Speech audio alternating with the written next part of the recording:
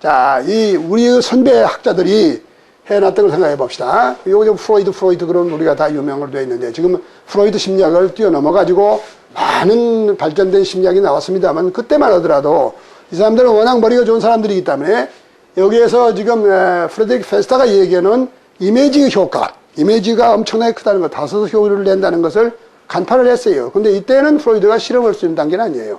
그때는 말하자면 대뇌 생리학이 그렇게 발달되지도 않았고, 그것을 뇌파를 측정을 한다 할지, 뇌에서 신경 전달 물질을 나와서 분석을 한다 할지 그런 단계가 아니고, 그 촬영 기술도 없었기 때문에 실험할 수 없고 바이오 피드백 장치도 없었던 시절이니까. 그런데 워낙 탁월한 사람은 통찰력으로 내다보는 겁니다. 그 경험으로 해가지고, 체험으로 해가지고. 무슨 얘기를 했냐 그러면은 이런 얘기를 했어요. 그 사람이 쓴 책 가운데에서 히스테리아 연구라는 게 1895년에 나왔는데, 안나 오런 사람의 진료에서 이 보고서에서 이게 말하자면 무아사바 공동으로 연구한 건데, 이미지의 중요성과 효력에 대해서 이런 말을 했어요. 사고 과정이, 우리가 생각하는 과정이 이 시각적 이미지로 전환된단 말이야. 이게 이미지로 가지고 상으로 전환됨으로써 의식화가 된다는 거. 이것은 의심할 여지가 없는 일이다 이거예요. 많은 사람들의 경우에 이것이 자연스러운 방법으로 되어 있고, 이미지로 생각하는 것이 언어로 생각하는 것보다도 무의미한 부호지요. 이건 심벌 매니플레이션이거든요. 추상적인 부호로 생각하는 것보다도 구체적인 이미지로 생각하는 거. 애플 그러면 APPLE? 이거 생각해갖고 안 되죠. 사과라는 빨간 사과하고 이미지로 먼저 쑥 들어오잖아요. 이미지로 생각한다는 것이 무의식의 과정에 더 가까우며, 이게 프로이드는 그 무의식의 힘이라는 것을 굉장히 강조한 심리학 아닙니까? 심층 심리학. 그래서 우리가 의식 속에 있는 것은 조금밖에 안 되는 거고, 무의식 속에 들어가 있는 모든 것이 좌우한다 그런 거거든요. 그게 이미지로 되는 것이 무의식에 깊이 들어가는 거고, 이 방법은 존재론적으로나 또는 계통 발생적으로, 이게 여기서 진화 생리학에서 하는 얘기예요. 말하자면 계통 발생적으로도 언어로 생각한 것보다도 이미지로 생각한 게 효과적이고 오래 간다 그랬어요. 오래 간다고. 그러니까 그 얘기를 이미 갈파하고 있는 것입니다. 이렇게 이제 원론, 공자와 이런 식으로 하면은 나중에 이런 많은 과학이 발달돼서 학자들이 실증적으로 입증을 하는 거예요. 입증이 되었어요. 지금 판명이 됐어요. 판명이 됐는데도 그것을 모르고 지금 캄캄하게 어둠을 걸어가고 있는 것입니다. 두 번째 하나 소개하고 싶은 것은 쓰는 것을 습관화하라 그랬죠. 왜 쓰라 그러냐. 내가 여기서 화이트보드를 아들한테 다 주고 쓰게 만들거든요. 그냥 넘어가는 게 아니라 반드시 쓰게 만들어요. 소리를 내서 받아쓰게 하고, 그림을 보여서 받아쓰게 하고, 그리고 번호를 말해가지고 받아쓰고 자꾸 받아쓰게 하는 거예요. 자기가 행동으로 실천하는 거예요. 그렇기 때문에 쓴다는 것을 습관한다는 것은 운동 감각이라는 또 하나의 감각을 사용하는 거니까, 하나라도 더 많은 감각 분야를 동원을 하면은 효율이 더 올라간다고 그러지 않았어요? 우리가 이 감각 분야가 좀 여러 가지 흩어져 있는데 이걸 하나 더 쓰는 거예요. 그 다음에는 단시간으로 나누어 학습하는 편이 장시간 계속해서 공부하는 것이 효과적이다. 이렇게 나눠가지고 끊어가지고서 이렇게 공부하는 것이 효과적이라는 거. 계속해서 하지 말아라. 그러면은 순형 억제와 역형 억제가 작용해가지고 효율이 떨어진다. 그런 얘기를 했고, 그 다음에 이제 기본이라는 유명한 사람, 로마 제국 서명사를 썼던 유명한 학자죠. 이 사람이 언어를 배웠던 방법에서 배우잔 말이에요. 원래 탁월한 사람은 옛날 사람부터 훌륭했어요. 그런데 앞 사람들은 인간이 가지고 있는 자연적인 원리를 따라서 배운 거예요.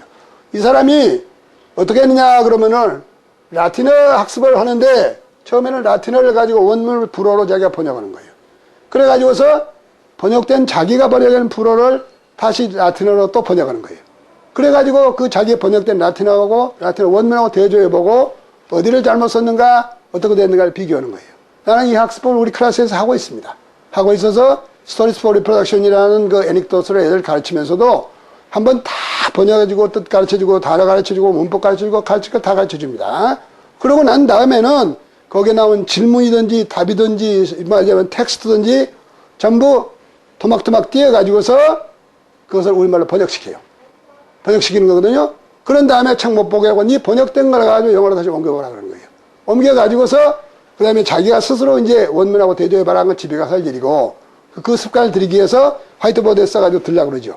쓰라 그러면은 여러 번 배웠죠. 여러 번 읽고 외워봤지까지 하는 건데도 지금 그 문장을 자기가 번역할 때도 번역도 서툴 뿐더러 번역된 걸 또 우리말로 옮겨가지고 나올 때는 관사가 빠져있거나 아니면 단수가 복수가 되어 있거나 시제가 안 맞거나 그러는 거예요. 그러니까 그런 과정을 계속해 가면서 말하자면은 역향, 순향, 억제가 되는 작용을 자꾸 막고 기억이 머릿속에 보존되도록 이렇게 망각곡선에 따라서 없어지지 않도록 확실히 머리에 보존되도록 만들어버리는 것입니다. 기억을 향상시키는 좋은 방법에 대해서 여러 가지가 많지만 중요한 건 몇 가지를 더 계속 소개하겠습니다. 아까 이제 한 장의 그림은 천마디 말보다 효과적이라는 것은 이미지 중요성을 얘기를 했는데, 그 다음에 이제 이런 거 있습니다. 이것은 이제 제가 이 컴퓨터 프로그램으로 만들어가지고, 인터랙티브 컴퓨터 프로그램 만들어가지고 새로 개발한 건데, 트랜스크라이빙 엑서사이즈라는 걸 만들었어요. 뭘 만들었냐면은, 어떤 대화문을 이제 오디오로 소리로 듣고, 그 문장을, 자기가 배웠던 문장입니다. 다 배워가지고 몇 번 배워보고 연습하고 또 녹음도 해보고 롤플레이도 해보고 다 해왔던 문장을, 그러니까 모든 문제 억지로 시키는 게 아니에요. 자기 자신만한 문장을 아까 얘기했던 기본어 학습법 마찬가지인 건데, 거기서 테이프로 듣게 만드는 거예요. 듣게 만든 다음에 그걸 끝까지 들어보고 한 대 한 대를 받아 쓰지 않고 끝까지 들어보고 그 문장을 기억해 가지고서 타자를 치게 만듭니다. 그러니까 그것이 말하자면 기억을 보강하기 위한 셀프 테스트인데 그 방법이 효과적이라는 거거든요. 그냥 읽고서 그냥 말아버리는 것보다도 한번 본단 말이에요. 보고 읽고 그 다음에 가가지고 자기가 보지 않고 자기가 스스로 셀프 테스트 해보는 거예요. 자, 기억이 없어져 가는 것을 한번 우리가 기억한다고 생각합니다. 20분 이내에 47%다. 이틀 후에는 66%다. 6일 후에는 75% 망각이다. 31일 후에는 70% 망각이다. 자, 한번 이렇게 들려준 다음에 자, 해보세요. 여러분들이 보지 말고 여러분들이 한번 상상해봐. 셀프 테스트 해보세요. 20분 내에 얼마 썼죠? 47% 올라오면 대단한 거예요. 그 다음에 이틀 후에는 얼마예요? 66%. 그 다음에는 6일 후에는 75%. 그 다음에 31일 후에는 79%. 내가 나 자신 직접 실험을 해봤어요. 실험해봤는데 한번 보고 그 다음에 돌아서서 내가 써봤어요. 몇 프로인가. 그랬는데 거의 맞지 않아요. 거의 맞지 않아요. 47%가 아니고 48% 되기도 하고 거의 맞지 않아요. 안 맞아서 다시 이제 정신 바짝 들어가 한번 봤단 말이에요. 한번 보고서 그 다음에 이제 또 백지에다가 또 써봤어요. 이제는 다 맞았어요. 그러니까 공부라는 게 한 번 해서 되는 게 아니거든요. 그러니까 자꾸 그것을 형태를 달리해가지고 보강하는데 가장 효과적인 보강 방법이라는 것이 셀프 테스트입니다. 시험을 봐가지고 야단쳐가지고 점수를 매겨가지고 야단치는 거 안 되고 그거는 대내적인 작용을 망가뜨리니까 자기 스스로 셀프예요. 남이 시키는 게 아니라 자기 스스로 자기가 효과를 올리기 위해서 해보는 거거든요. 그럼 재밌어요. 그다음에 재밌어요. 재밌어요. 공부 잘 되는 거죠. 그런 식으로 기억하는 셀프 테스트 방법을 해가지고 보강 학습을 하는 것입니다. 그런데 트랜스크라이빙 엑서사이즈를 만드는 것은 긴 문장을 자기가 듣고 그것을 재현해가지고 재생해가지고 타자를 찍어보는 거예요. 그런데 몇 번씩 들어도 괜찮아요. 여러 번 누르게 만들어놨어요. 토플도 그렇게 만들었고 리슨포인트도 그렇고 어려운 것도 그렇게 만들어놨습니다. 그러면 그거를 가지고서 자기가 찍어보죠. 3번까지는 기회를 줘요. 그 대신에 단어 하나하나는 못 찍게 해줘. 끝까지 찍어가지고 왜 찍으라 이거 틀려도 좋으니까 왜 그러냐면 거기서 전체적인 센스 그룹을 파악을 하고 블록별로 이메일을 하고 즉독 직해하는 훈련도 시키고 문장의 패턴도 익히고 그렇게 해가지고 또 이제 전체적인 그 컨텍스트를 구축하는 컨텍스트로 이해하는 문맥적으로 이해하는 훈련도 시키자는 거죠. 그렇게 해가지고서 하지요. 처음에는 힘들 것 같아도 나중에 습관되면 아주 잘해요. 그래 몇 번 해가지고 3번 한 다음에 4번째는 기회를 안 주고 누르라 그래요. 누르면 이제 답이 나오고 비교해보죠. 비교하면서 자기가 이거네 이러거든요. 처음에 어떤 일이 있었냐 할 것 같으면은 they are located in the outskirts of Paris 이렇게 나온단 말이야. 근데 they are located 이 말이 나오는데 내가 가만히 보니까 그 대학생인데 there란 말을 뭘로 쓰냐 그러면은 there를 쓰더라고요. 돼요. 그러죠. 그 they are located 그러면 연결이 되겠어요? 연결이 안 되죠. 그죠? 근데 그 다음에 그게 안 되니까 소유격의 there를 쓰라고 there를 쓰더라고. 그러다 안 되죠. 그러다 이제 생각이 안 나는 거예요. 안 나니까 막 헤매다가 3번을 넘어가고 4번째 누른다 이게. 4번째 누르니까 there가 뭐냐면 they are의 contraction 단축형. 그건 they are로 발음이 아니라 there로 발음하거든요. 발음이 똑같아요. 그러니까 they are located 그래야 are located 수동태도 될 거고 뜻도 통하고 그럴 거 아니겠어요? 그거에 생각 안 나는 거예요.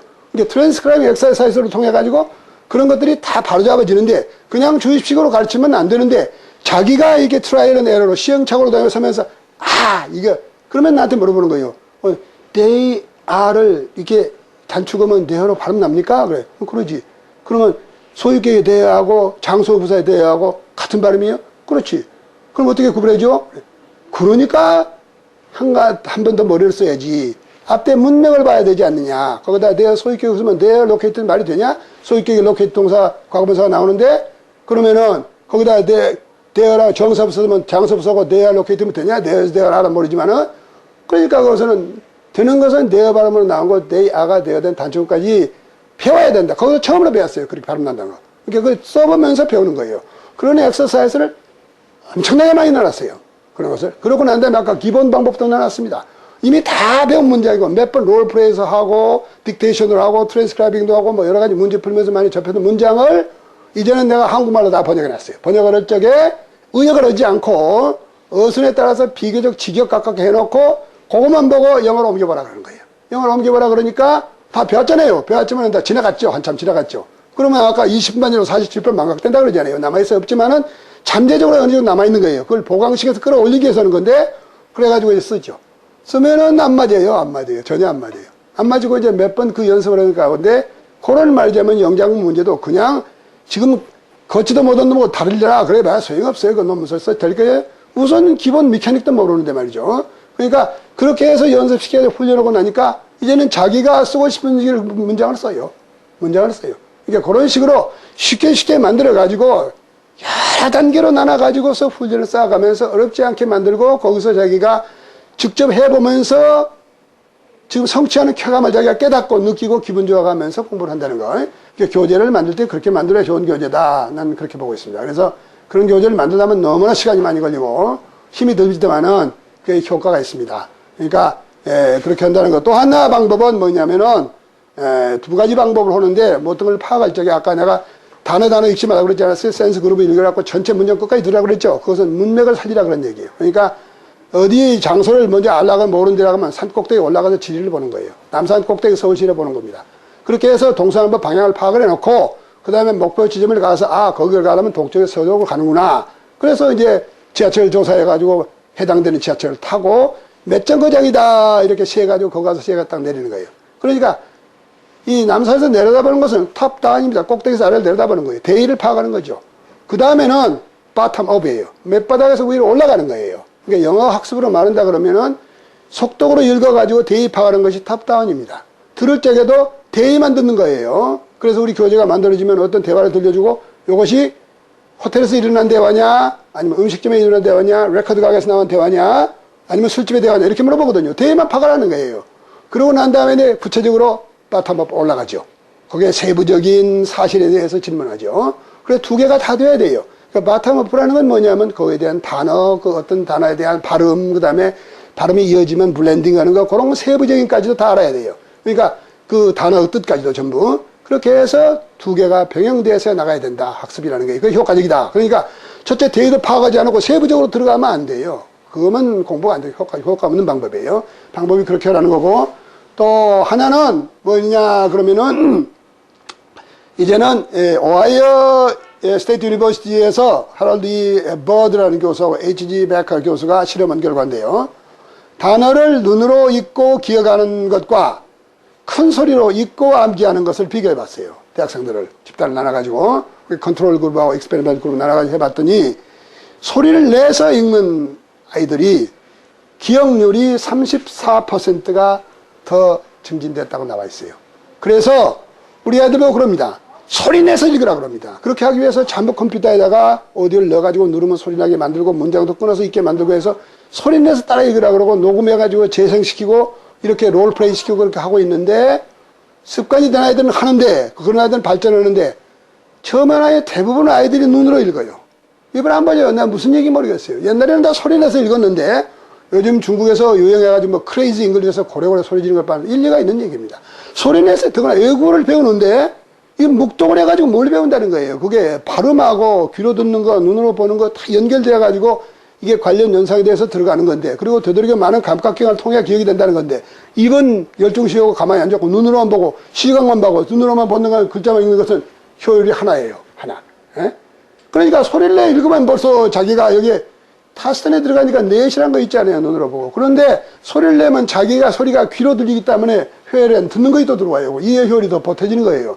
이에다가 여기에 마지막에 여기까지 되지 않습니까? 막 그 사파까지 되면 그림까지 보는 거니까 더 좋습니다만 가만히 소리를 내서 읽는다는 얘기는 자기가 사라는 효율, 타스턴이라는 효율이 있을 뿐이 아니라 자기가 읽는 소리를 회례를 통해서 읽는 것보다 배 효율이 있어서 여소서 효율이 더 올라간다 이 말이에요.